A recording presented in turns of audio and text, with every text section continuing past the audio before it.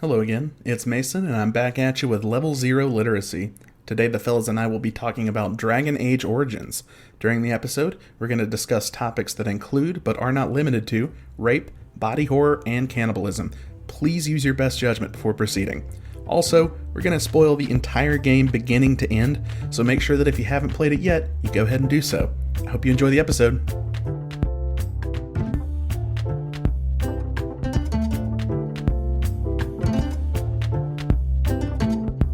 Hello, folks, and welcome back to Level 0 Literacy. I'm Buck, and I'm joined, as always, by my co-hosts, Sam. Hey. And Mason. Hello.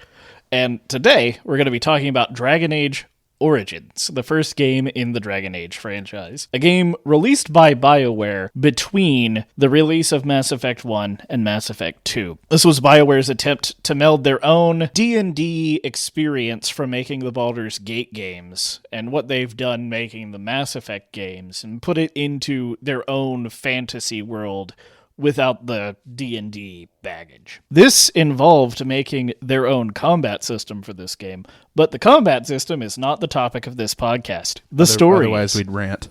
We'll talk about it a little bit. Yeah, we'll get into it. We'll just rant. And the gist of the story is that your character becomes a Grey Warden, and a Grey Warden is a style of warrior in Dragon Age's world who is specialized in fighting a kind of scourge on the earth called Darkspawn, who are like this world's orcs, effectively. Tolkien orcs. I call them, I kind of think of them as zombies. Yeah, very similar. And the actual beginning of the story changes drastically based on your race and background in this game. Honestly, cool feature. Yeah. That's like a very common thing, that a common feature people want out of WRPGs is background based opening sequences. This is the only game I've played that has that. It's pretty cool. So I figure the best place to actually start in terms of our talking about the story is talking about how our characters started and maybe evaluating those particular stories. And it'll give everybody background as to a little bit of how we might have made other choices in the game. Yeah, so I played a elven mage named Nostros, and I gave him a very big nose and tiny other features.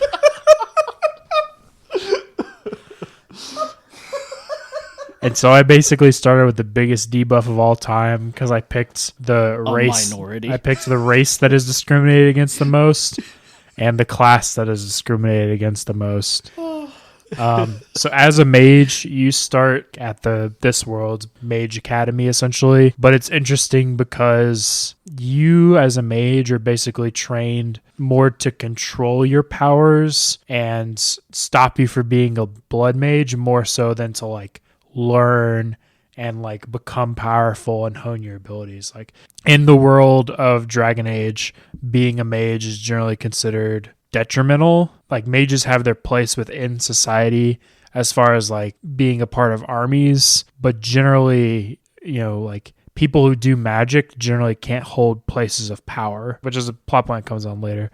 So essentially, you're in this mage tower. You have to go through a process where you go into the Fade. And you do battle with a demon to like prove that as a mage, you're not going to like give into the powers of evil. And then you have the option to help one of your fellow mages destroy their phylactery, which is not like a lich's phylactery. Your phylactery is basically a way for them to, if the Templars ever have to like track, if you ever like go rogue as a mage, your phylactery can be used for the Templars to track you down and kill you, essentially. And so you have the option to help one of your fellow mages destroy his phylactery so he can like escape and like go live a better life. I chose not to help him because I was like, I have no skin in this game, and so I didn't. And I ended up getting him arrested because I wasn't going to like put myself in danger to help this guy that the game insisted was my friend, but me as personally had no connection to. And the other like big lore piece of information you get in the Mage Tower is they essentially do what I would equate to a lobotomy to some of the mages, where they're called the Tranquil, where essentially they just take away all your personality and you just become very like calm, one notes. It's hard to describe thoroughly, but They like remove aspects of your personality and you're like left with just like no sense of self and like only like vague survival senses. So like Tranquil you meet in the game will be like, you can threaten them and they'll just be like, well, I would not like to be robbed. Please don't do that. Yeah. They don't like react. Yeah. I would equate it to lobotomy, but so that was my experience. That was like the first thing I experienced interacting with the world. Can you become tranquilized? No, you don't get the option to. You kind of interact with the Tranquil. So the reason your friend wants to escape is because he believes they're going to make him Tranquil, and so he doesn't want that for himself. So he's trying to like get out before they do it to him. Kind of for good reason, by the way. Yeah, We'll find out later. So the reason why they make mages Tranquil is because they believe it is an alternative to for mages that are going to like give in to like the demons and the fade essentially, or if they believe that they're mages that like don't have a place within society, it's better to tranquil them and let them live a happy life as a Tranquil, whatever that looks like, rather than go about their what they believe will be dangerous lives as a mage, because there's like this huge stigma. One of the main reasons there's such a big stigma against mages is because essentially there's blood mages, and blood magic is seen as like an evil because it's very powerful, but it's very easy for blood mages to slip up and like give in to like accidentally release demons onto the world. So it's just there's a constant tension of like the mages are like looked down upon because it is believed that it is so easy for a mage to like do irreparable harm to the world, essentially. Well, so it's because of their connection to the Fade. Yeah. If they get possessed by a demon, it is way worse than a general possession. Right. And we'll get into one of those later in a little bit. a lot of the driving conflicts of the mini, like the smaller arcs, have to do with either rogue mages trying to enact revenge on other mages, or mages like losing control of themselves and then demon outbreaks happening. I can see like they do a good job showing you why it's not necessary, but like why society is structured that way.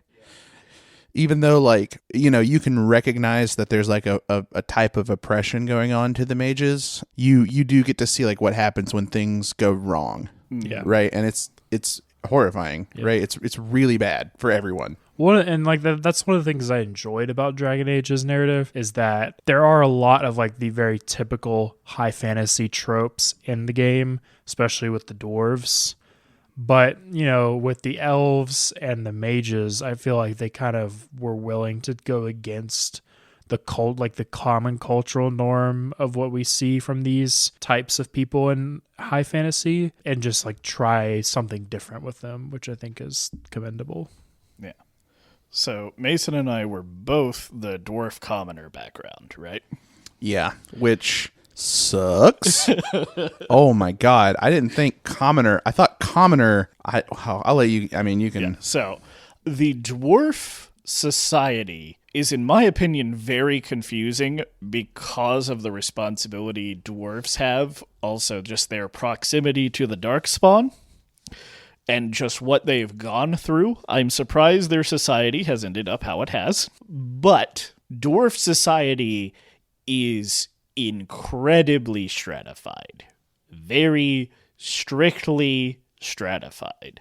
There are nobles, there are people who do skilled labor, and then hold on, above them, or right below the skilled labor people, dead people. Yep.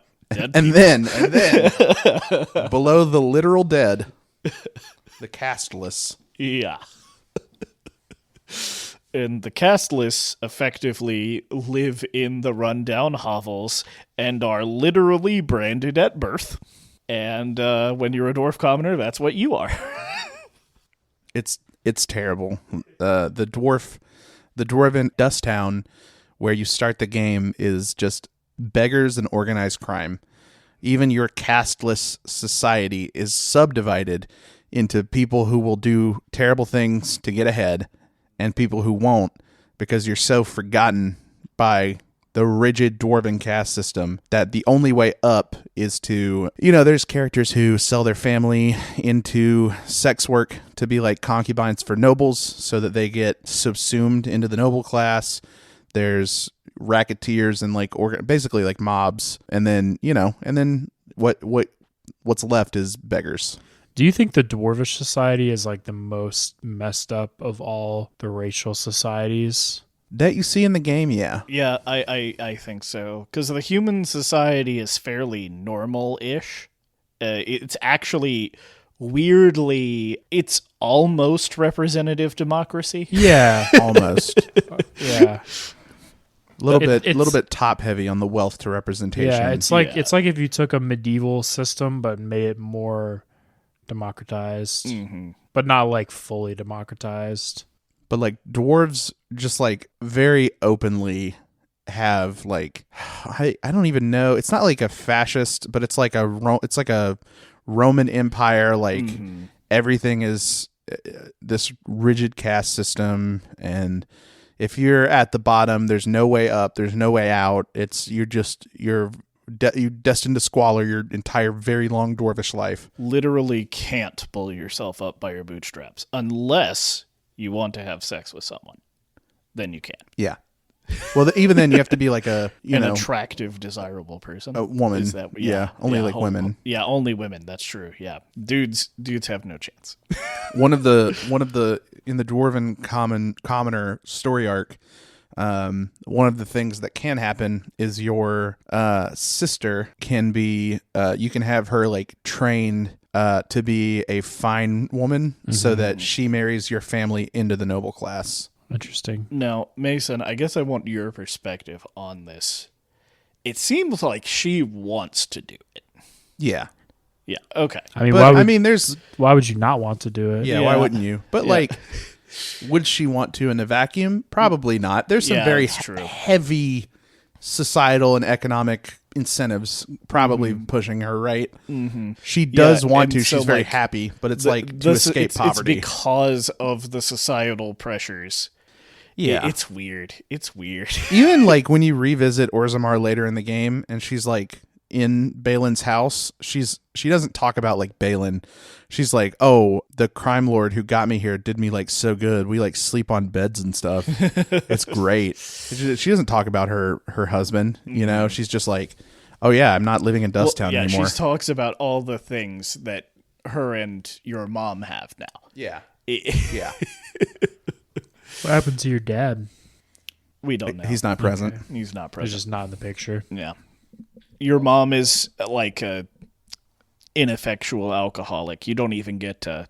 She's like a reprobate. Interact with her. So effectively, the dwarf commoner story, what happens is you're working for a crime lord, because what else are you going to do? And you have to rig a fight. And when you go to rig this fight, what happens is the person who is supposed to be fighting and winning is passed out drunk. And you have to go. I don't know how many options there are, but I'm pretty sure you have to put their armor on and go fight, right? I don't think there's any other thing you can do. And so you go and you do this and you fight and you get found out eventually. But after you get found out, you get sent down into not Orzammar. Well, you get taken in by the actual dwarf cops.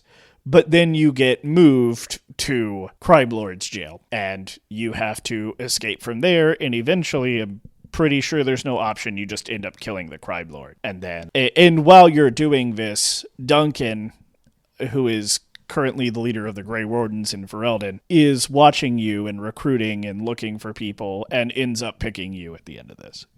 Yeah, for the mages, Duncan just shows up and is like, I want some mages. You look good. Yeah, I'll take you. You have no autonomy, so you're coming with me. Yeah, he literally goes to the first enchanter and is like, I'm looking to recruit some mages into the Grey Wardens.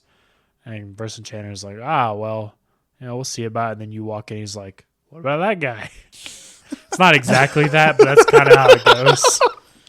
I actually think the next segment, the battle after you become a Grey Warden, is like one of the coolest ones.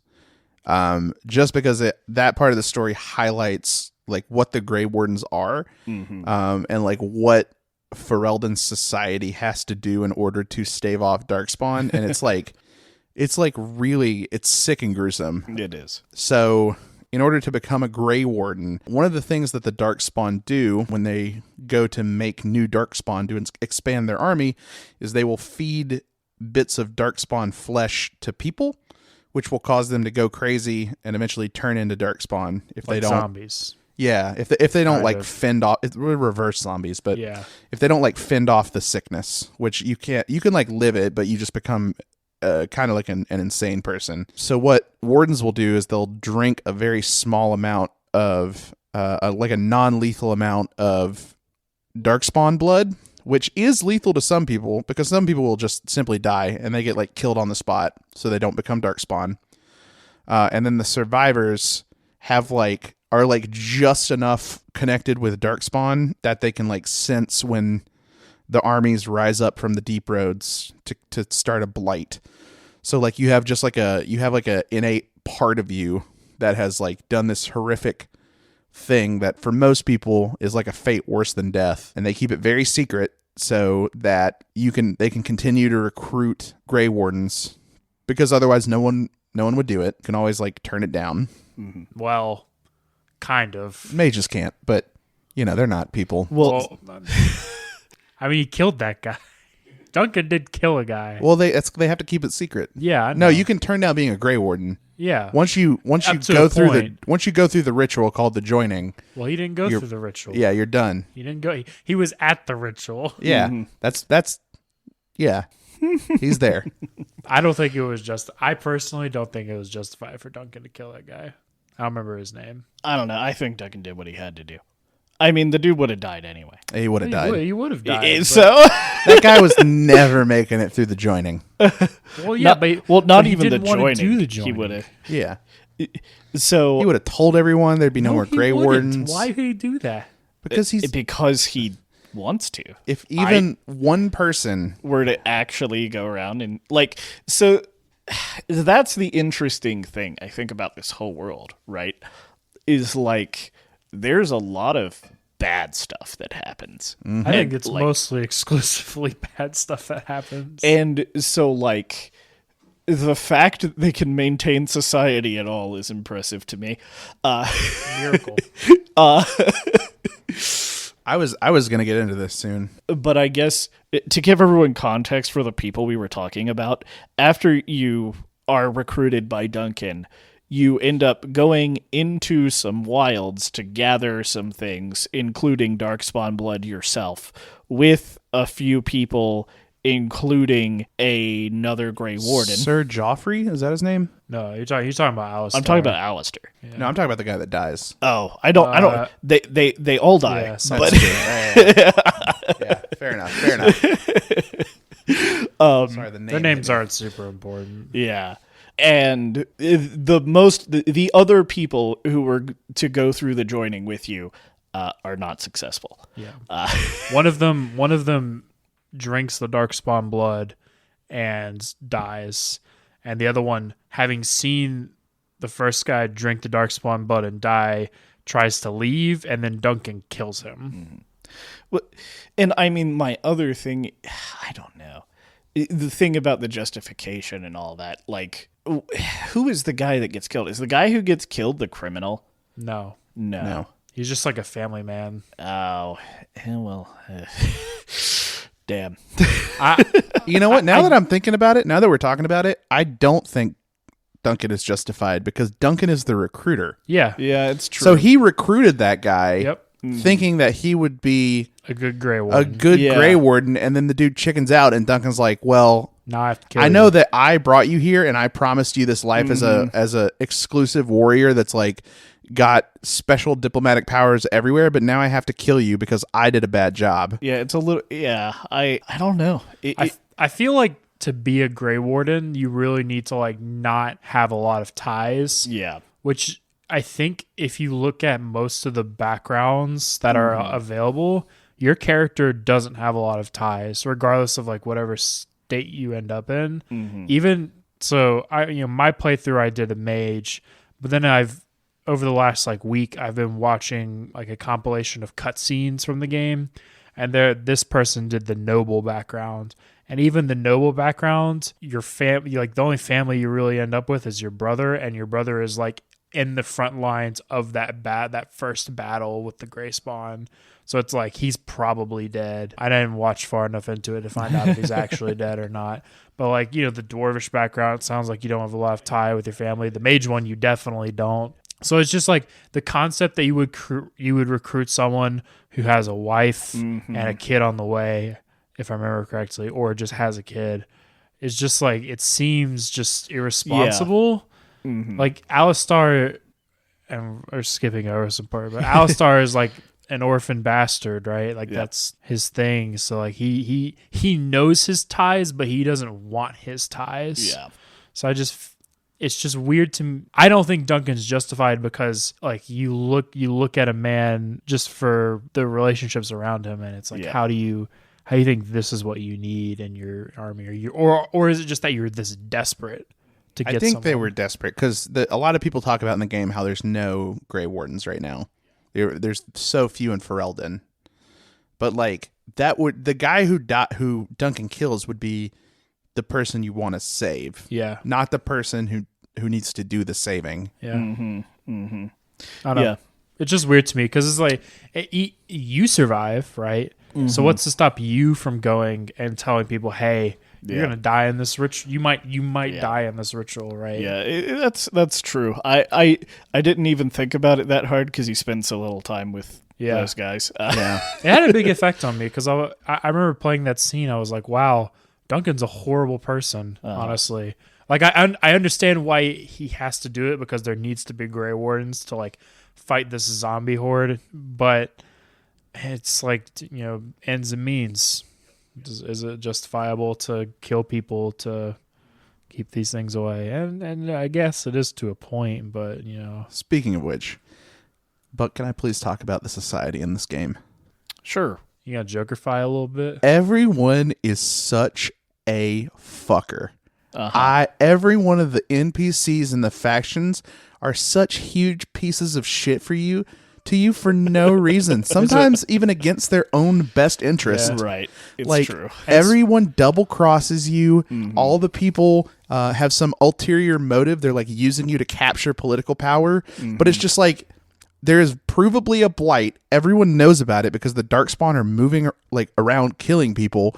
And if they would just let you go unimpeded, stop throwing you in jail or trying to get you killed, you would save the world, which demonstrably needs to be saved. Yeah. Like the Darkspawn only really come around when there's a blight, and they're out. They're like covering half the continent, slaughtering people, and like the main character is the guy, and yet there's like bands of roving assassins, and there's Arls and Dukes that fucking lock you in jail and shit. That is Loghain's fault, though. Yeah, that is. So like let's maybe talk about what happens immediately after the joining, and then we can get into Loghain a little bit. So after your joining, you prepare for the first battle against the first big wave of Darkspawn. And during this, you are introduced to the King of Ferelden and his best general, Terran Loghain. You prepare for this battle. Duncan assigns you and Alistair to go do some other stuff during the battle, not take part in the front lines of the battle. And you set up a plan where you are being sent to light a beacon to tell Loghain when to attack, to reinforce the army that is being led by the king and Duncan. So you do all this, you fight through this battle, you get up to the top of the tower, you light the beacon, Loghain sees the beacon and leaves. Orders a retreat immediately. He can't see the battle. Like, it's just very clear from the beginning. He's just flat out betraying the king. There's no gray. There is no gray. And it's the stakes are the apocalypse is coming. It's half a mile away from you. The apocalypse is literally within. You can see it. It's within eyesight. And he's like, this would be a perfect. Like, ugh. Yeah. And so what follows is a cutscene of you watching Duncan and the king die. And The funniest thing to me about this is that Logain waits for you to light the beacon before leaving, and I'm so curious as to what he would have done if the beacon didn't get lit. Because what if in the alternative, in the parallel universe where you and your party get killed by the darkspawn that are in the tower, does he still leave? I would assume so. Yeah. There's also a world where the first wave wins the battle against the darkspawn. Yeah. Logain isn't needed, and he doesn't have the opportunity. It was like a crime of opportunity, because if the beacon's lit, he knows that the king's about to get fucked up. Right. So when he sees it, he knows, okay, now I put the plan into action. Yeah. I guess I never really understood Logain's motivation, other than just I want to be the powerful guy. So his motivation is, 1, he wants to be the powerful guy. 2, we've discussed there's no Grey Wardens in Ferelden. Yeah. Logain is a veteran of the war for freedom against Orlais. Yeah, Orlais, yeah. And Orlais is where most of the Grey Wardens who would be coming to help would be coming from. And for some reason, in his head... Who's just racist. Yeah. Essentially. Motherfucker. Very.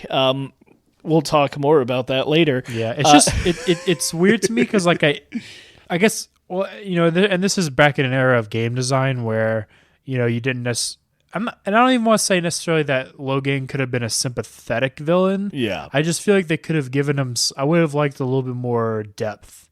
Yeah. See. Here's the reason that I'm not asking these questions. When I read this game was inspired by A Song of Ice and Fire, for people who don't know, the Game of Thrones books, every decision like that, I started just not thinking too hard about it, because I'm like, okay, they just love Game of Thrones. So Logain making the Game of Thrones choice makes... Yeah, I don't want to say it makes sense to me. It's fine. I'm not against it. I don't want it to be like that. I'm against the way they characterize him. Mm-hmm. It's just I think it's just more typical of the era that Dragon Age is from, that we don't really see a lot of depth from him. But I think if they were to revisit a remake of this game today, which I have seen discussions of them thinking about doing it, it would be cool to flesh out his character a little more and just give him just some some seasoning, some salt and pepper. I think the thing with this game is it's basically a grand epic as far as video game goes, as video games go. As far as video game length goes. Yeah, that's true.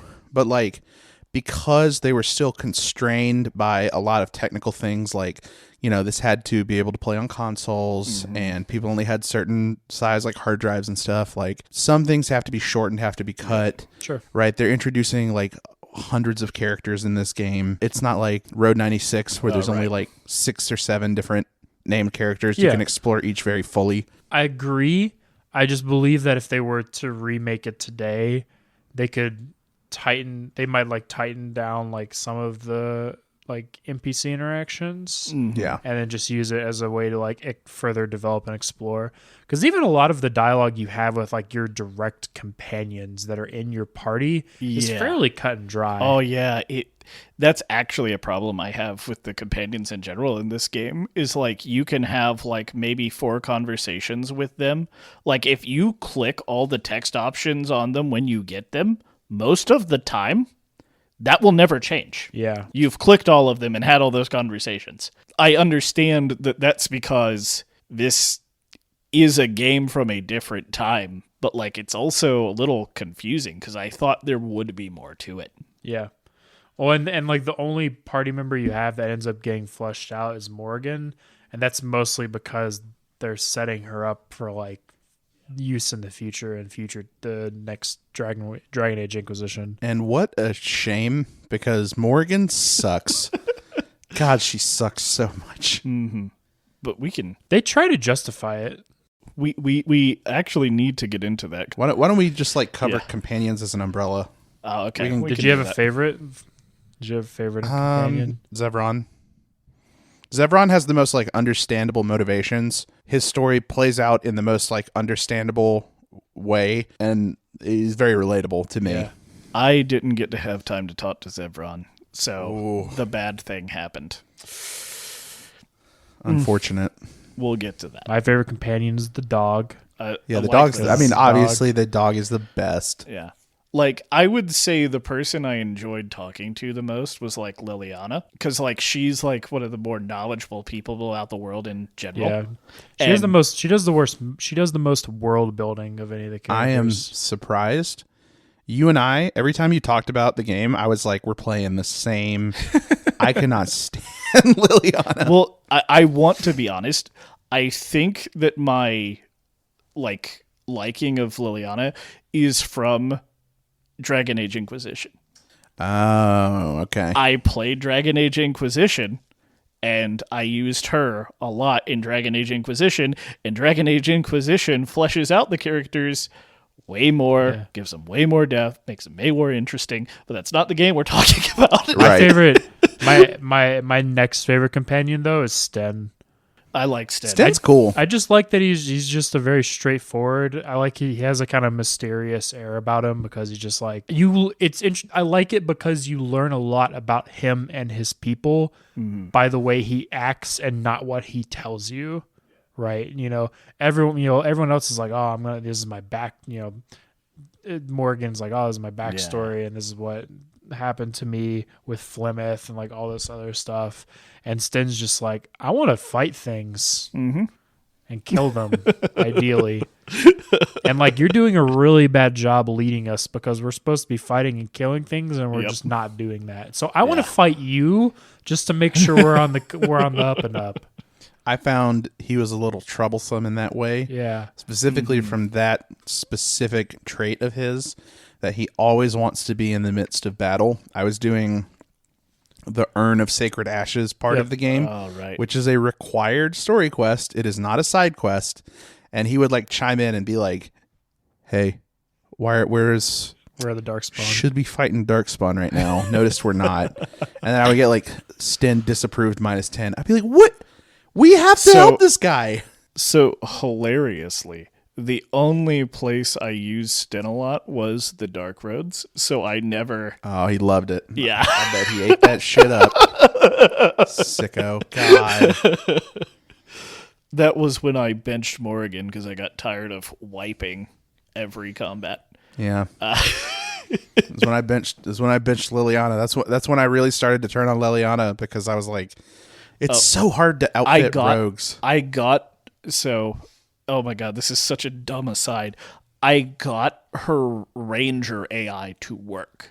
I had Spectre as a ranger. I took the time to set all the tactics right, so my she God. didn't go and just stand in the middle of a group of enemies. I never touched the tactic system. That might be why I sucked at the game. Yeah, so the tactics system, like, that's why I used her, is because she's spec'd as a ranger, and that's what I needed. I have plenty of melee combatants. I have a mage. I need somebody with a bow, and she's like your only option. Well, So- I played a ranger with a bow, so Okay. I made her go into daggers, and then I got Zevron, and Zevron. I was going to say Zevran is Better than much her. better at that. So I ended up benching her a lot. How much do we want to talk about Morgan? Do we want No, to? not too much. Okay, I feel like her story is she's really the only companion that actually has a story. Yeah, she but is. it's even that is just like, please free me from Flemeth. That's kind of the whole thing. I think Flemeth is a really cool character. Flemeth is a much Very cooler interesting. character Okay. than Morgan is. So I have to stop here and ask you guys to explain this to me, because I hated Morrigan so much for just not caring about the people in trouble that we Yeah. ran into, that I didn't want to talk to her. Right. So, at the beginning of the game where your Grey Warden buddies are like, uh-oh, this is the Witch of the Woods. Witch of the Wilds. Witch of the Wilds. Flemeth is the Witch of the Wilds, not Morrigan. They kind of mistake her for it at the beginning. Turns out what's happening is Flemeth is this immortal being. Every so often, she'll go out into the world and she'll have a bunch of children until she has a daughter. She'll raise the daughter to be like young, this is going to sound gross, a young age where she can like breed and have more kids. And then she'll, through magic, kill the daughter and transfer her consciousness into the dead body. So she lives forever by way of like zapping herself into her new kid. Yep. Morgan is getting to the age where Flemeth is obviously very old. She's close to dying. So Morgan thinks it's about time where Flemeth is going to take over for her. The way you learn this is you find Flemeth's basically diary in the Mage's Tower. I don't remember what they refer. It's like a codex. The Black Book. The Black Book. You find that, and it's like a special Morgan only gift. It starts the Flemeth quest. Eventually, you can kill Flemeth. You can go to kill Flemeth. She's a very hard level 20 dragon. She's very difficult. Yeah. But Morgan suspects, like, you get Flemeth's like actual spell book, and Morgan will be like, she's like just gonna reform her body, but I'm gonna run away so where she can't find me ever. If you leave her alive, Morgan seems to suspect that Flemeth is going to be able to find her. She's just kind of buying time, trying to get her plan. If you don't kill Flemeth, is like try to hide long enough to where Flemeth's body dies, and then she dies. But if you kill her, she'll be like, I think like there's a really good chance that I'm gonna hide myself so far away she can't find me. And I'm going to have your kid. Yeah, so that was the thing that came into my mind at the end of the game is like, you're having a kid. Sounds awful suspicious. Oh, the kid has a really powerful soul in it? Yeah. I wonder why you want that. The soul of an old god. Yeah. Like, clearly, you're just going to fucking do what Flemeth did. You're just making sure your kid's magic. Spoilers for the end of the game. Yeah, I almost wonder if like they wanted you to engage more with the narrative, and so as a result of that, they felt that if they made the companions, and this is like I don't think this would be true today, but in the day and age where they made Dragon Age Origins, if they felt like if they made the companions too compelling, then you might pull away from like the story they were trying to tell, and I think that is, and we see that is something BioWare gets away from. Because the next game they make is Mass Effect 2, which has like your party members have like very strong emotional ties to you and like the story as it unfolds. I remember nothing of Mass Effect 2's main narrative. I only remember hanging out with the companions and doing the companion quests. Well, it's because and I don't want to get too deep into it, but it's because those quests are so important to how the main narrative plays out, especially at the end. But I don't want. We're not spoil. We didn't do a spoiler talk for Mass Effect 2, so I shouldn't get into. Let's not get into that. Let's talk about Redcliffe a little bit. So part of your joining quest was grabbing treaties from the Grey Wardens for mages, elves, humans, and dwarves to say they are contractually obligated to help you fight the Blight. And immediately after Loghain runs away, you and Alistair kind of pass out and end up maybe die. But Morrigan and Flemeth save you. And effectively what happens is Flemeth tells Morrigan, you have to go with them. And you make your way out of the woods into a town called Lothering. I don't think we need to talk about Lothering much. It's effectively a bunch of side quests. And this is where you find out that Loghain says the Grey Wardens killed the king instead of him killing the king. That's the thing that matters in Lothering, is you find out Loghain has framed you for the killing of the king. And so after this, you have the choice of going to one of those 4 places to try to get the assistance of each of those races in fighting the Blight, and that's the big main meat of the game. So Redcliffe is where you would go to find Arl Eamon, who would be your human connection for your trees. Your most trusted human at this point, because you know you can't go talk to Terran Logain because he'll just kill your ass. The reason I want to talk about Redcliffe first is because I thought it was pretty interesting to learn how differently things can play out and depending on which order you do things in. So I personally went to Orzammar first, but in the video I watched, they went to Redcliffe first.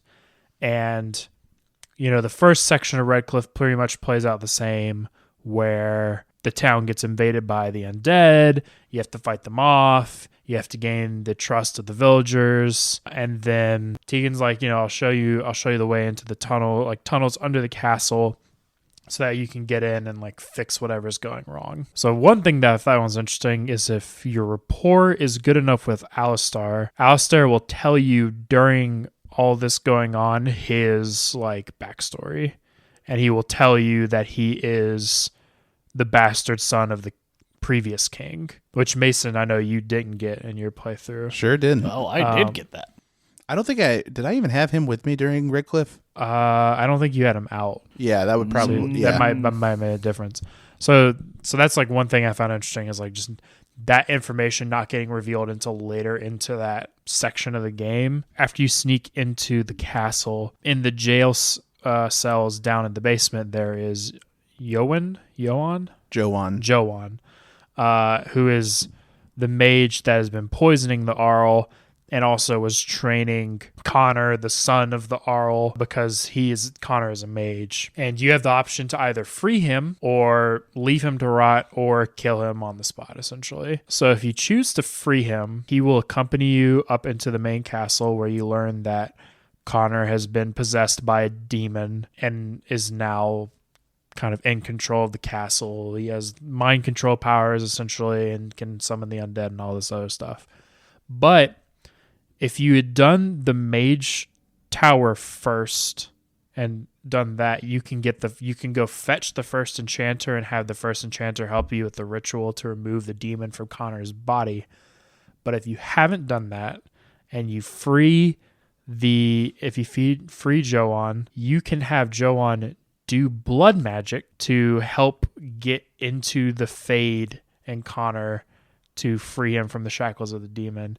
And to do this, Isolde, who is Connor's mother and the Arliss, sacrifices herself.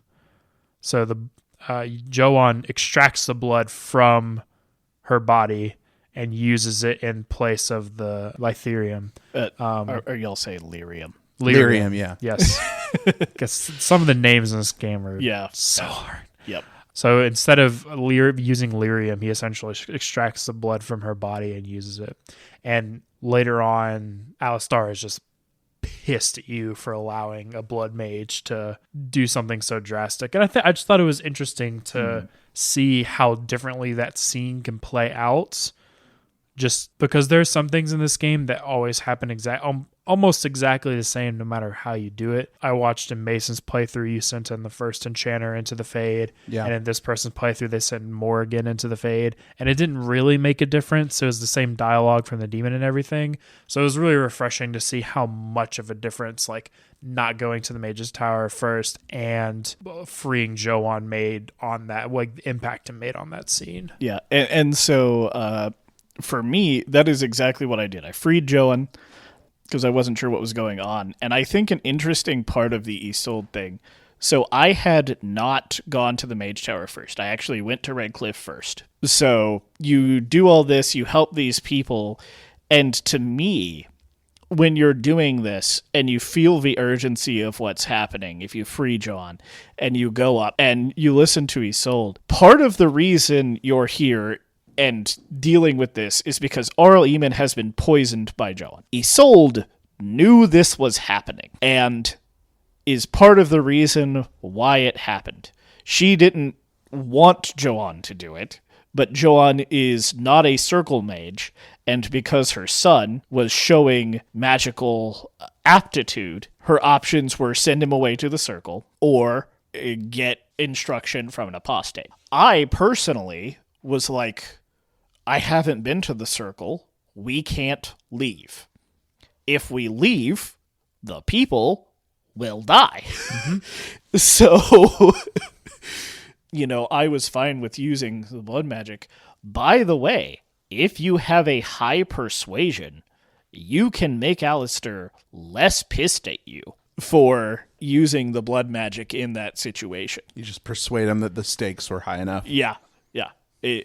That is, I think that's my favorite thing about this game is if you spec for high persuasion, you can get away with so much. Yep. Absolutely. I did the same thing. Your skills matter a lot. Yeah. Like the way you spec your skills can like very much change the narrative, which is nice. And so, yeah. So if you go and get the first enchanter, they don't have to kill Isolde and she lives? Exactly. Yeah. So so this is what happened in my playthrough. They explained all the options. Joan is like, well, we can do this. It requires a sacrifice. You didn't even And free Joan. no, but they bring him up. I left him in the jail cell. They just bring him up and start consulting options. Isolde will be like, all right, I'm ready to sacrifice myself. And then you just step in and you're like, wait a minute. The Mage's Circle owes me one. They have lyrium. Just like wait. Like one day I'm going to go fetch them. They're really close by.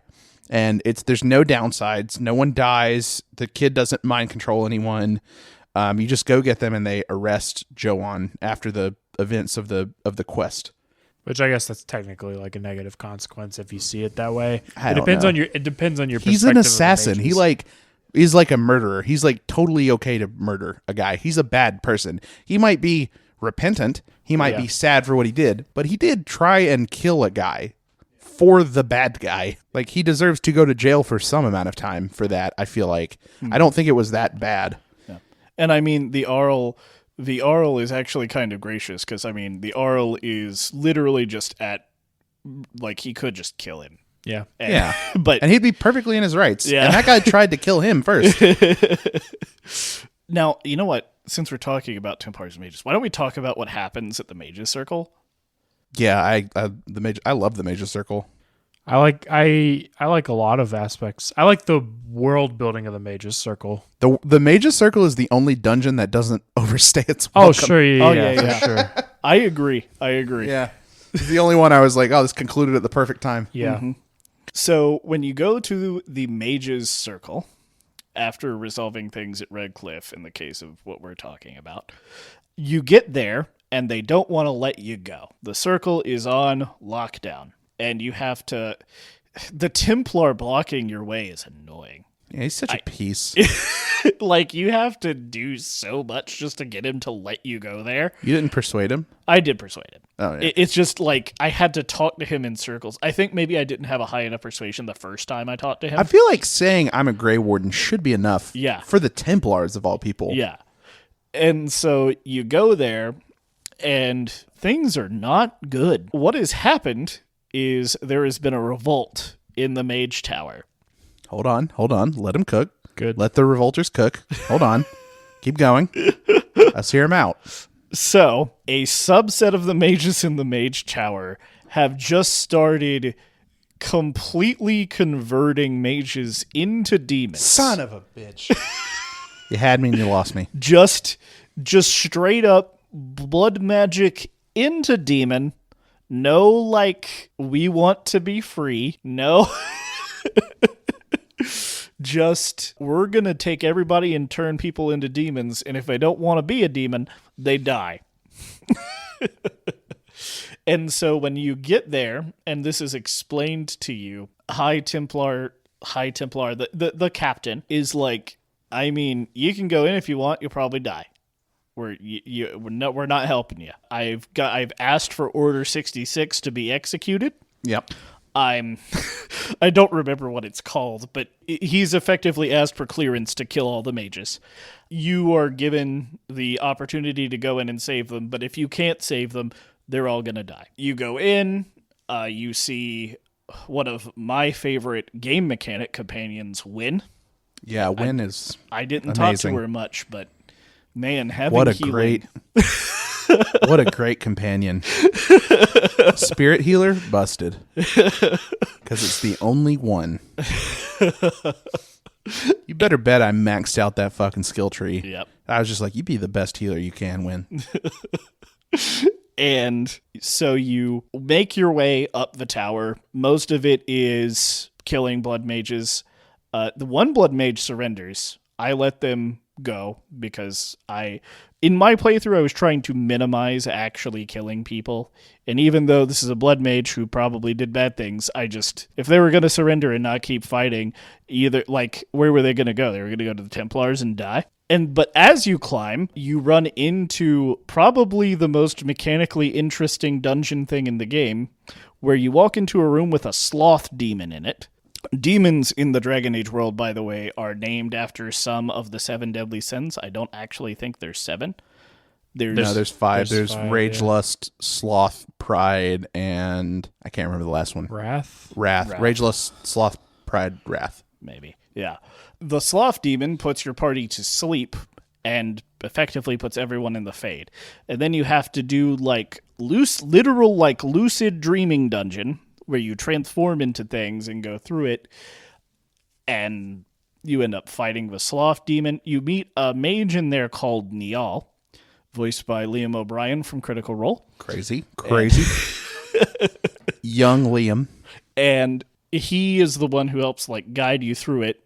And he is also the person who was trying to stop the blood mages in the first place. However, once you make your way through the sloth demon's dungeon, you effectively get to the end, you kill the sloth demon, and Niall's like, yeah, I'm dead. Yeah, I remember that. He's just like, you can't help me. Yeah. I've been here too long. What has been going on for a week, man? You're fine. Probably you need water, but it's legitimately sad. You get out, you loot Liam's corpse to get the litany of something or other, which this dungeon was so cool compared to every other combat encounter. Yeah, in this true. game. It's the only one that had a mechanic like this. Yeah, and so this litany is an activated item that you need to make sure you put in your hotbar before you go to where you're actually going to fight the real final boss. Imagine having a hotbar, PS3 gang. Let's go. You make your way up to the final boss and you see a Templar in a force field. Crazy magic's going on. I don't actually know why he was there besides just to be tortured. Because when you talk to him, the mages have been screwing with him. But he also I don't know why they haven't killed him. I don't know why they haven't done anything with him. He's just there. And he is where you make the big decision for this dungeon, which is, do you kill all the mages in the room or not? His argument, which is very weak to me, is some of them are blood mages. That means all of them are blood mages. Kill them all. Yeah. I think the evidence for his argument is supposed to be you are surrounded by the consequences of what can happen if you fuck this up. Mm-hmm. Right? You can see all around you the stakes. Right. They're just immediately all around you. You've been fighting through them. Mm-hmm. You walk into rooms and there's mages who have literally gone crazy just trying to not be blood mages and are killing themselves over it. Did you find the guy hiding in the cabinet as you made the way I through the did. dungeon? I later got a side quest where I had to go visit him. Oh. It was wild. He was participating in illegal commerce. Oh. Yep.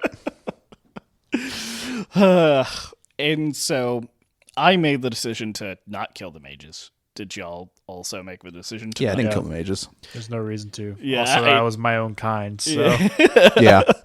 And so what happens is you go in and you see the guy. I didn't talk to him. I just watch you turn this guy into a demon. I'm going to kill you. Same thing I did. That was another reason I didn't choose to fight the mages, because this was when I was still playing on normal difficulty and not casual. So I was like, I'm not going to add extra enemies to any of these encounters. I'm going to ruin my save file. And so what happens is the dude turns into like a giant, like twice the size of an ogre thing, and you're fighting this guy, and there's like an actually cool mechanic where you have to be watching what he's doing, because he will periodically through the fight try to turn another mage into a demon.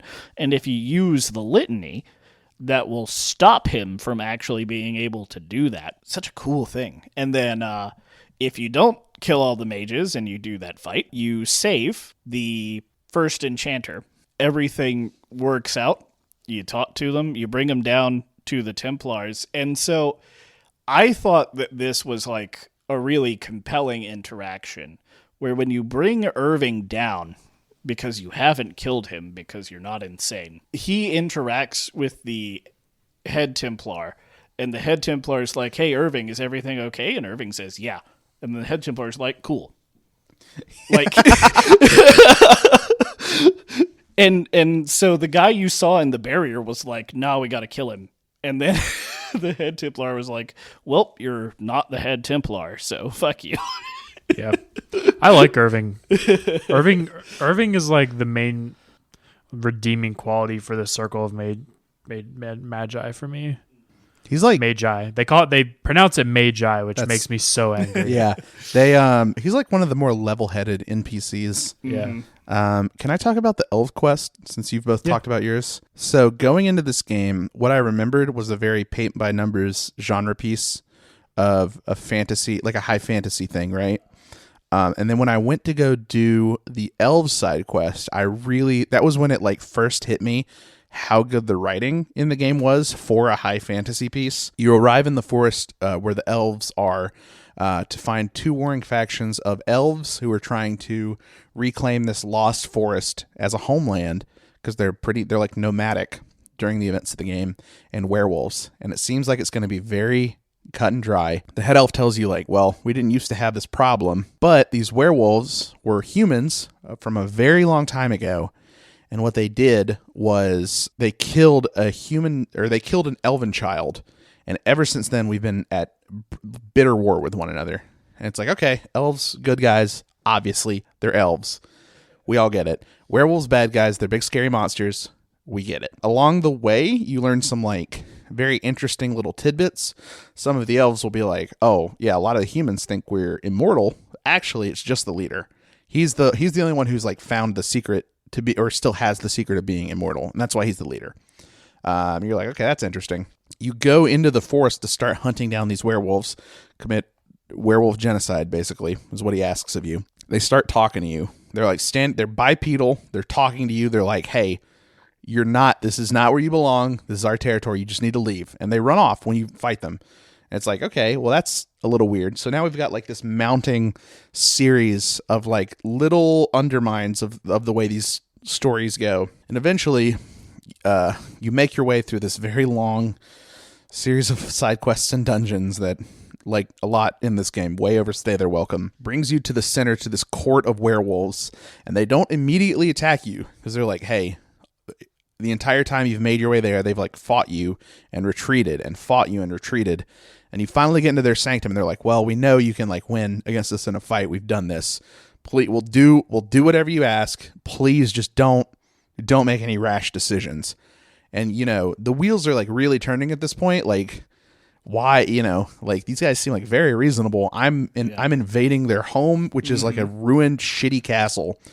You get to the center, you find this woman who is the leader of the werewolves. You see her in all these very male gazy cutscenes where she's like fondling her titties, and you see her like you do in a lot of. Imagine a very humanoid dryad. Yeah, very humanoid dryad with big supple ass cheeks that the camera really focuses in on. And she's like, "Hey, listen, we're not doing anything to these elves. I need you to go back, tell the elf leader, we'll chill, stop, and you know, you have the option to be like, well, why did you like raid their camp and kill a bunch of them? And you know, all the werewolves will be like, because they deserve it. They're like coming out here to kill us all the time, which sounds crazy. So I personally agreed. I was like, okay, I'll go back, talk to the elf guy. Let's try and broker some peace. You find out that he's followed you into their sanctum. in order to ambush them, help you in your fight to ambush them. And he says, whoa, what are you doing? I still see her down there. She's not dead. We're going to kill her right now, or you're not going to get the help that the Grey Wardens need. And it comes to light that the child that was killed by the werewolves so long ago was his child. He swore, like, he caused the curse of lycanthropy to fall upon the humans that would eventually become werewolves, and has like never let go of it because his child died. Now, this curse is bad. I do want to emphasize that it was not just his child died. His child died, and his other child was sexually assaulted.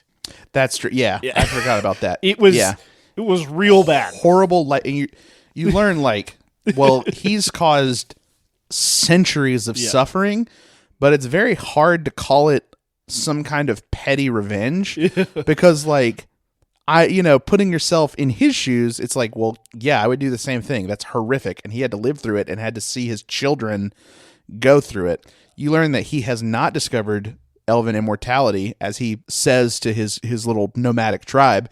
He's afflicted himself with the same curse as a way to cast this spell to keep the lycanthropy alive. He's like at the center of all of it. The werewolves haven't done anything. They just want to go back to normal because they're suffering.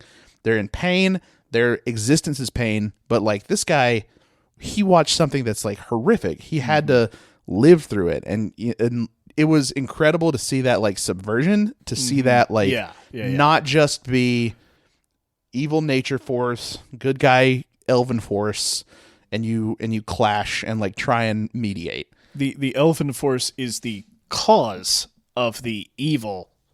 I'm bunny earring evil here. Nature force, like he made this happen, and he continues. He is always making a conscious choice to perpetuate it. But what are you gonna do? Fault him? Like he had to watch monstrous things happen to his children. It's also like, because the elves are essentially the slave race in this society, I think there's also like a bit of, that tugging at the player. It's like, yeah, the elves in general have horrible things happen to them basically all the time. Yep. Yeah. It's not as if the elves are generally a happy-go-lucky society. They're not Lord of the Rings elves. Yeah. Not by a long shot. So we find all this out. Yeah, and then you have the choice. I mean, he attacks you. I mean, I decided I wasn't gonna sit here and perpetuate these people in constant misery. I said he's gonna have to work it out. I understand, but like none of these people are the ones that are responsible for what happened. So you can't keep doing this. He attacks you. You can eventually fight him, talk him down. He fights to the death about it. He fights to the death, and I think I had the choice to let him live, but I was like, there was a lot of choices in this game. I had the choices to spare lives. Yeah. But I didn't choose it because the game had beaten into me that these people were horrible. This society is horrible. So I was like, all right, if you're slavers, I'm sorry, you're going to die. Like, I know you're going to do it again. Everyone in this game is a complete bastard. So I killed him. His second in command kind of took over, and she pledged the elves to me. So, Orzammar. I fucking hate this. This portion of the game sucks so bad. It is. Did you have a hard time with it, Sam? No. I mean, I was talking about difficulty, and then yes. I hate him. He didn't suffer like we did. Yeah. So, Orzammar, you go there, and you find out Orzammar, you're actually hearing throughout the game that Orzammar is being closed off. This is because the king of Orzammar has died. And not only has the king of Orzammar died, there's a bunch of he said, she said about why the king is dead, and they have to choose a new king. Pretty much nobody wants to pick the son of the king, Balin. Because he's a progressive. Yeah. Now, he isn't just progressive. He's also a fucker, like everyone else in the world. Don't get me wrong. But Harriman is also a fucker. Yeah, but he's also wants to keep the caste system. And me, coming from the dwarf commoner background, there was no way I was going to stick with Harriman for various reasons. You said you picked Harriman, right? I did pick Harriman. Listeners, you can't see this, but I'm flipping off Sam. I The dwarvish section of the game, I felt very just like shut out because I was not a dwarf, Right. which makes sense because they're very like Insular. community, and so I didn't feel like I learned a lot about either of the dwarvish candidates for Yeah. king, and so I just kind of like picked one. Yeah, it makes sense. So, with the dwarf commoner part, the very interesting thing is that the noble that your sister has used to move up in the world is Balin. So, that's why I just chose Balin and didn't care. So, I guess, by the way, this is literally most of the story in Orzammar. There's some politics, you pick a person. And then you spend 4 hours in the deep roads. Oh, you only spent 4 hours? You got it quick, man. Jesus. How about we explain a little bit about what the deep roads are? Because they're very important to world building, even though they're not super important to the narrative. So the deep roads are the remnants of dwarf society. Previously, there were 12 dwarven taigs. Which is just a fancy word for houses, like clans. Yeah, I think maybe I shouldn't have said taig. I should have said city. Yeah. Previously, there were 12 large dwarven cities. And the deep roads were the roads that connected all of their cities all over the earth. But guess where the darkspawn come from? It will never... I'm going to take a big bite of Could be cereal. anywhere. It will never be the deep roads. Hold on. I'm taking a bite of cereal. Go ahead and tell us. It's the deep roads.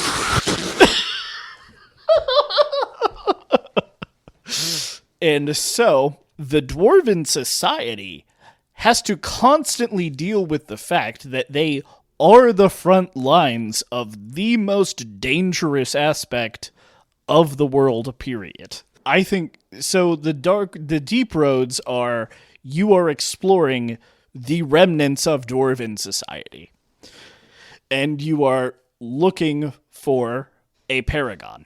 A paragon in dwarven society, someone who has gone above and beyond their caste to advance dwarven society forward, to effectively be immortalized. They're effectively like living gods. I think the best shorthand would be they're the currently living best dwarf. Yeah, the currently living best dwarf. The cool guy. Yeah. And the last living paragon, Bronca, disappeared into the deep roads 2 years ago. The reason you have to spend hours and hours and hours and hours and hours crawling through this tunnel is to find that paragon to support whoever you choose to lead the dwarves into the future. Now, there are a bunch of, in my opinion, interesting side quests that happen in Orzammar, but we don't really have time to talk about those. So you dig through the deep roads for hours of mind-numbing combat where there's just literally, they just put 20 enemies and say this is a combat encounter. And God, the deep striders, dude, the little velociraptors. yeah. No, they don't drop anything. They don't provide experience. They just show up in groups of like 30. Yeah. I'm sorry. And so the most frustrating thing about this is you spend your hours doing this, right? And when you get to what you think might be the end, where you find Paragon Bronca, it locks you in and you can't leave. And you doesn't tell you this until you're in. it doesn't tell you this until you get there. And I ran out of healing items by the end of getting to where you. Me too. But anyway, so you find, I guess, Ogren is a character who exists, who is looking for Bronca. He's Bronca's husband. He's a companion. He is literally sexual harassment incarnate. But I brought him with me just because. It's his wife. I mean, It's his wife. And so you get to Bronca and you find out, oh, actually, you know what? So as you work through the deep roads, you fight a bunch of more and more gratuitously horrible darkspawn. And eventually you run into a woman who has been surviving off of darkspawn flesh. But she is still most she's not mostly there, but she's not just going to try to kill you. And you find out that Bronca has been down here sacrificing everyone in her house to try to get to the Anvil of the Void, which you have heard was an anvil made by another paragon that made golems for the dwarves. And the golems were the best defense the dwarves ever had against the Darkspawn invasion. And right after you talk to this creepy lady, you end up fighting a horrible, terrible Darkspawn where I'm not sure if you're supposed to interpret that Bronca turned one of her female house members into this thing. Yeah, that's what I thought it was. It's a grotesque monster. It is disgusting and a pretty difficult fight. Yeah. And then you get to Bronca, and Bronca is honestly just kind of okay, except a little bit insane. And it's like, because I thought that Bronca was the terrible, horrible thing, but that's not the case. Bronca made this thing, and it's a very interesting part of the story to me. And then so effectively what Bronca forces you to do by locking you in is to get to the Anvil of the Void, made by Paragon Caridin. Caridin is his name. You do this, and you get through, and as you're fighting all these golems and doing all this, you get to the Anvil, and there is a golem who talks to you. And that golem is Paragon Caridin. And Paragon Caridin tells you, hey, help me destroy the Anvil, please. It's bad. It's evil. It's bad, it's evil. You're telling me something called the Anvil of the Void is evil. You wouldn't believe it. Crazy. It made the golems the best defense against the Darkspawn, except to do it, you literally have to extract the soul out of a person and put it in a golem. This was, I swear to you, this is where I would decided I wasn't bringing Morgan around anymore. Because I was down there talking this through, and I was like, obviously we can't use this thing. Obviously, you can't. Especially with how Dwarven society is, Yeah, right? it's just going to be castless people who get sacrificed. Obviously, we're not using this. And Morgan was like, don't you want to see how powerful it is? Like, no. What are you talking about? Would it be fine if it was consensual? Yeah, but the dwarves obviously won't consent because they want their body to go back. They want their soul to go back to the stone, right? But it was Harridan, right? Caridin. Caridin's like, oh, the power-hungry kings, they just kind of, it's going to inevitably escalate to a point where they're just going to start leading people like lambs to a slaughter. Sure. If someone just wants a golem body, that's fine. But like that's not how the thing is being used. Kind of cool. I want a golem body. Shut up. And so at this point, you have to make a choice because Bronca comes in with her own golems using a control rod, and you either side with Caridin and go to destroy the anvil, or you side with Bronca to kill Caridin and give Orzammar the anvil, which, as a dwarf commoner background, there is no way in hell. Never. I am going to give current Orzammar that anvil.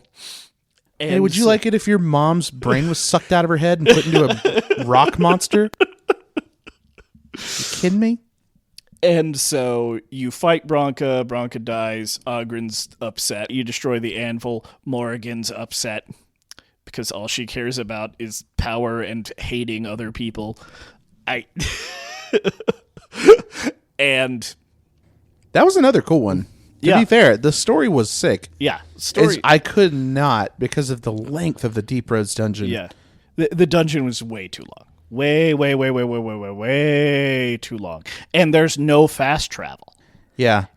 And then you kill that broodmother and you're like, that was it, the final boss. And then there's so much more. Yeah. There's like 2 hours after killing what you think is the final boss of that area. Shit, it's the mid boss. It's like the third hardest encounter in the game. That's the mid boss. And so after you do this, Ogren offers to teleport you out. You go pick your dwarven leader, and the dwarf port of the story is finished.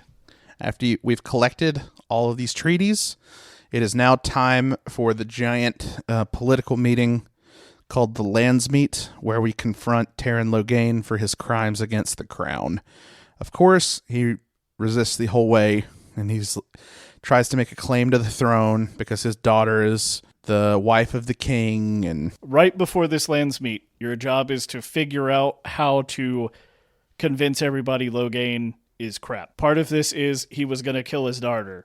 Part of it is he literally let the current Earl of Ditteram torture people in his basement. Part of it is he is selling off elves as slaves. I don't know how the slave trade isn't enough on its own. Yeah.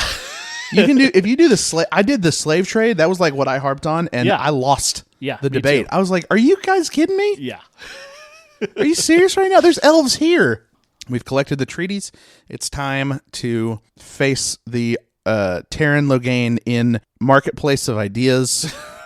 We're going to meet him in the fair and free forum of debate, which is heavily stacked against you because the Taron's daughter is the current ruling queen since the king died. Your only claim to the crown is Alistair, the bastard child of the king. So most people don't really believe Alistair's story. Taron Logain has had this propaganda campaign running for the entire time you've been helping people that you killed the king. I lost it. I think I looked up the mechanics. I think I was pretty close, but I was not able to sway, even with all the side quests I did. Did either of you guys win the debate? I didn't finish the side quests. If I had finished, I think I would have won. No, I lost. Yeah. So whether you win or lose, Taron will challenge you to duel to the death. You can spare him. You can make him join the Grey Wardens as a punishment, which he will survive, and make Alistair leave your party, and then Taron Logain takes his place. Or you can kill him, which I did, because why in the name of God would you let this person live after they continuously tried to get you assassinated and fucked with you? Like, I can't see any reasoning to ever keep them alive. I can. I chose to kill him, but I think there is like a poetic justice in like forcing him to become a Grey Warden. Yeah. Because it's the thing that he's made an enemy of them. He's repeatedly shirked his duty to actually protect the realm that he is supposed to be king of. And now you are just like forcing him to reckon with the things that he has been actively fighting against. And so like, I think if it weren't for Alistar leaving the party as a result of Logain joining the party, Yeah. I kind of think that forcing him to become a Grey Warden would be a better, Yeah. like better path. That actually frustrated me because I did not want Alistair to leave. Yeah. And so, like, the way your options work out, you cannot have Logain and Alistair. I actually wanted Enora to be queen because Alistair does not want to be king. Yeah. Right. He has no interest. However, if he isn't king, Enora kills him. Or you can force them to get married, and if Logain lives, Alistair will leave. Can I tell you about my incredible interactions with Queen Denora? Sure. You meet her. You have to rescue her essentially from being a captive under one of her father's underlings.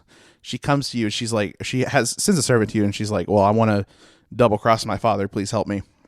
You go run some like hijinks and japes to get her out of prison. She comes out in a disguise, and she's like, "We're gonna sneak out."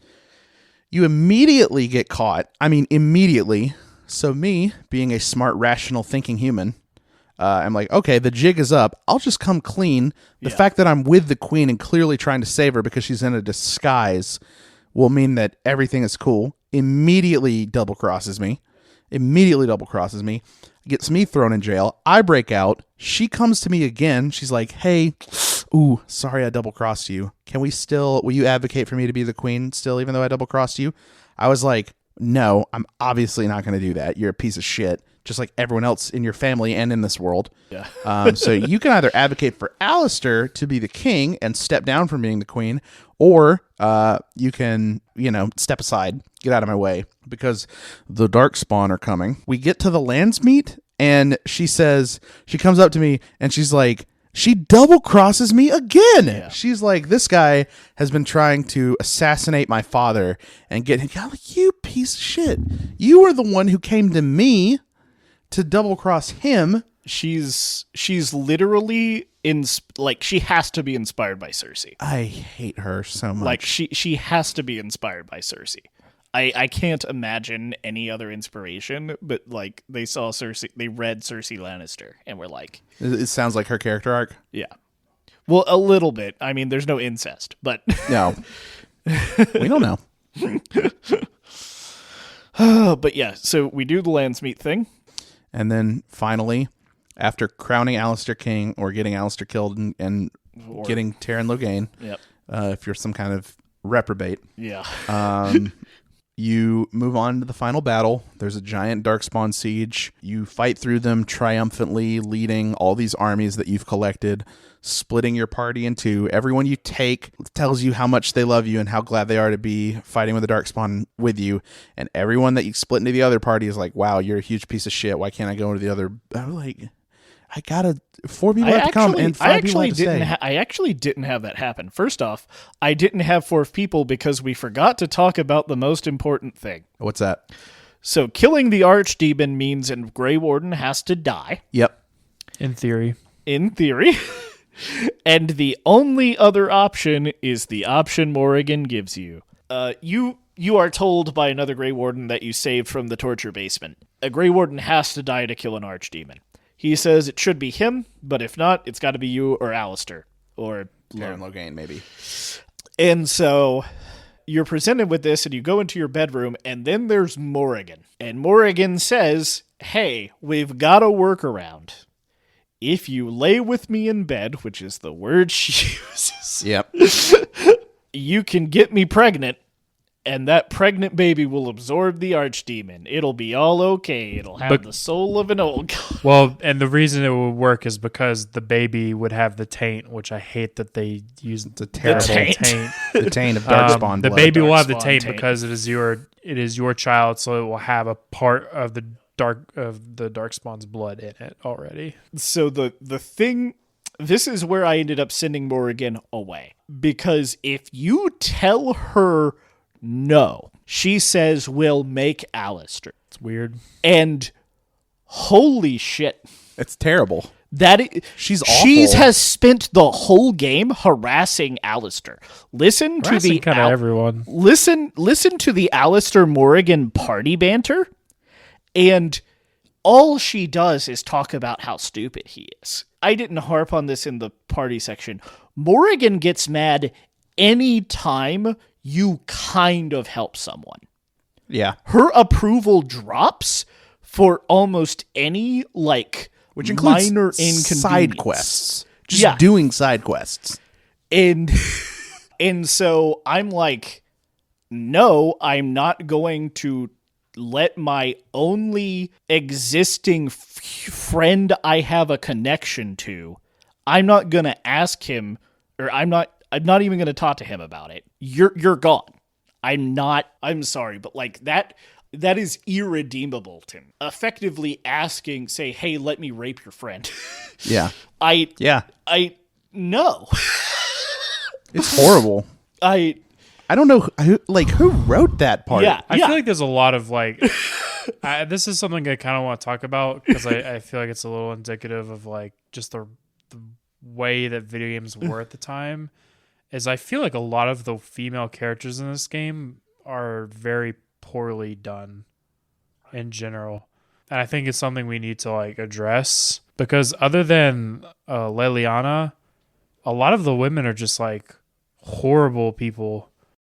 Win's good. Win's fine. But even, the Arliss of Redcliffe, she brought an assassin into her home so that she could try to protect her son, and then blames what happened on him, even though it's her responsibility, and even though he didn't technically summon that demon. It was just a result of the poor training because your son needed to go actually get trained by he needed to go to the circle, honestly. And there's so many weird sexual moments that are just like some of like the dialogue you have early on with Leliana is literally like, "Oh, do you have sex a lot?" And I'm just like, "Why? This is so strange." And it's just, like there were so many moments where I was just like deeply uncomfortable with how some of like the female characters are handled, because most of them, it's one thing when you do it to make a point of like, this is a strong woman using her sexuality and sensuality to like make her place in the world because she recognizes it is what she is able to do, and just like sexualizing your characters because you need to, like in the context of the game. So like that was like my main disappointment. And I know it's because the game is like a relic of its time, you know. And influenced by George R.R. Martin writings. I don't know. I found it, I'm not going to say like reprehensible, but like I found it was just disappointing that it's uncomfortable. There were opportunities to like have these be like strong female characters. There's great opportunity to make Morrigan like a very interesting, strong female character, but it's just handled so poorly. Yeah. And I mean, like, I kind of want to say that I think Leliana is a good example of what you were saying. Like, she used to seduce and kill people. Yeah. But she has gone to the Tantry and repented, and, like, she is now trying to be a better person. But looking back, her and Wynn are, like, effectively the only female characters that aren't like actively out to double cross people. Yeah. And that's not to mention that most of the party banter between the male members and female members is sexual harassment. Yeah, it's weird. Yeah. It's not great. It's weird. A smaller note, there's like less representation. I don't think so. Zevran is the only that I know of male party member that you can romance as a male. Yeah. I think he's like a decent representation of. I think he's a bisexual character at the time. LGBTQ. Yeah, he's like he's the only LGBTQ character that I think of off the top of my head in the game. He's not bad. He's not. I mean, he's like written. He's handled pretty well. He is. Yeah, for the time, especially. Definitely for the time. Early, late 2000s. I know for a fact that was one of the things people talked about at the time, was Zevran being like a positive representation. And it's very surprising to me that the women are treated so poorly and so bizarrely in contrast to him. Especially, oh my God. So I'm not proud of this. I did take Morrigan up on her offer to see that ending. That sex scene is so uncomfortable. My character was literally like backing away from her on the bed and she had this like, it's partly because of the very old 3D character models. Yeah. Her face is like horrified. She's doing like the Rock eyebrow raise and like crawling towards you while you like back away from her with a completely neutral face expression. It's so weird. Oh no. It's so bad. And she like, it ends with her like leaning over and blowing out a candle, and it goes black. So you don't like see in the way that you do with normal sex scenes where everyone's like happy and consenting. It's really, I like regretted it immediately. It was because I didn't see anything wrong with it because my character romanced Morrigan. That sex scene was weird and bad. Yeah. Final battle's awesome. Final battle's great. There's not really a lot to say. I don't really have a lot to say about it. It's just cool. It's very cool. Very cool. Yeah. So I guess the final battle is just a final battle. You can go and like save some extra people, and I don't know how much that changes. But when you get to the end, you fight the Archdemon. The Archdemon fight's pretty cool to me. I usually don't like big set piece fights in these kinds of games. Very cool interaction. There were anti-air ballistas around. Yeah. Because my character had traps and devices. I could fix them and shoot at the Archdemon with them. It was really cool. And so, because like the only choice you have to make at the final battle effectively is if you did not get Morrigan pregnant, you have to pick who dies. I picked my warden because, I mean, my warden really didn't have many connections to the Earth anyway and wanted to minimize death in most ways, so I just let him do it because, like, he wasn't gonna... the other option was Alistair, and Alistair was supposed to be the king of Ferelden, so... It was gonna be me. See, but think of how poetic it would be if you brought Logain to that and be like, all right, Logain, you have to sacrifice yourself because this is what you said you've been doing this entire time, and now you're actually going to follow through on your word. That would be interesting to do if I wanted to lose Alistair. I just don't think that the story would flesh out that way. I'm sure it wouldn't. I don't think I don't think you would have the option to like show him the error of his ways. I don't think it would play out like that, but as a player, that's Be how great. I would feel about Be it. great. I had an idea.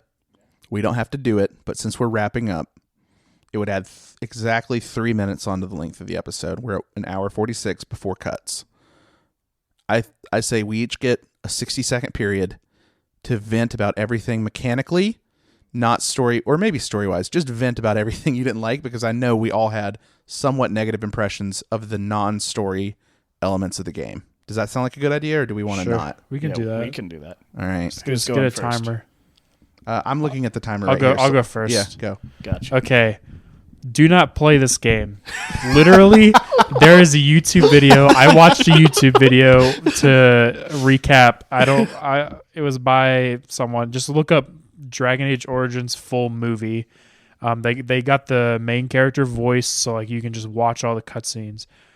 This game feels like it wanted to be a turn-based combat system, but because of like the way design sensibilities were going at a time, they added a real-time element to it, and they didn't balance it around the idea of it being real-time fight. They balanced it around being turn-based action. So the combat just feels super slow, awful, clunky. Not everything is balanced appropriately. You get told that it gets scaled, but it doesn't really get scaled to the way you need it to be.